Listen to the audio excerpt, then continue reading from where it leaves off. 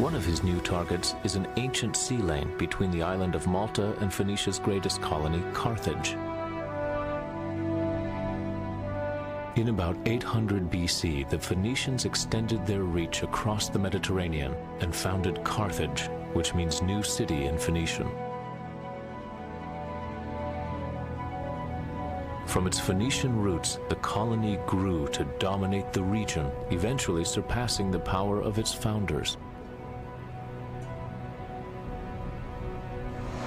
For Spencer and Pierre, Carthage holds a natural appeal.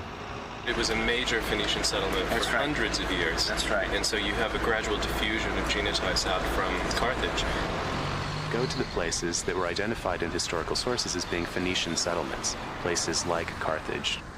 Sample people there, look at the genetic lineages they have, and see if any of those could trace back to Lebanon. The blood taken here will be some of the last collected for this phase of the research. Spencer and Pierre will then begin the lengthy, tedious business of analyzing the genetic data. Will the Phoenicians elude the genetic investigators as well?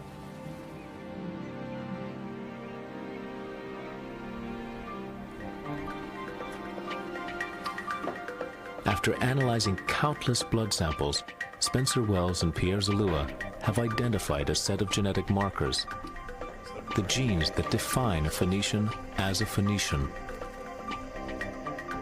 For the first time, we've actually been able to identify a set of what we're calling Phoenician genetic lineages. And these will allow us to trace the spread of this ancient seafaring population around the Mediterranean and perhaps even beyond. Following these lineages, they make a curious discovery about Carthage. In the greatest of Phoenician colonies, they find genetic evidence that less than 20% of today's population carries the Phoenician marker. What does that mean? It could mean that a very small group of Phoenicians, an elite, ruled a very large population in Carthage, and therefore they simply didn't have a huge genetic impact there. The other possibility is that the Romans, when they came in and wiped out Carthage, could have decimated the population carrying these Phoenician lineages, and we simply don't see them today. Spencer and Pierre can also cast new light on the Phoenicians' earliest days.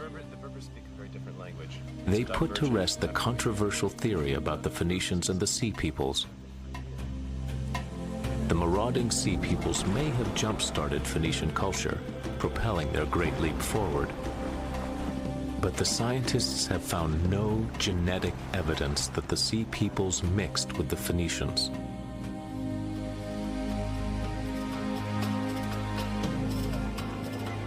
Perhaps the most powerful revelation comes for the people of Lebanon.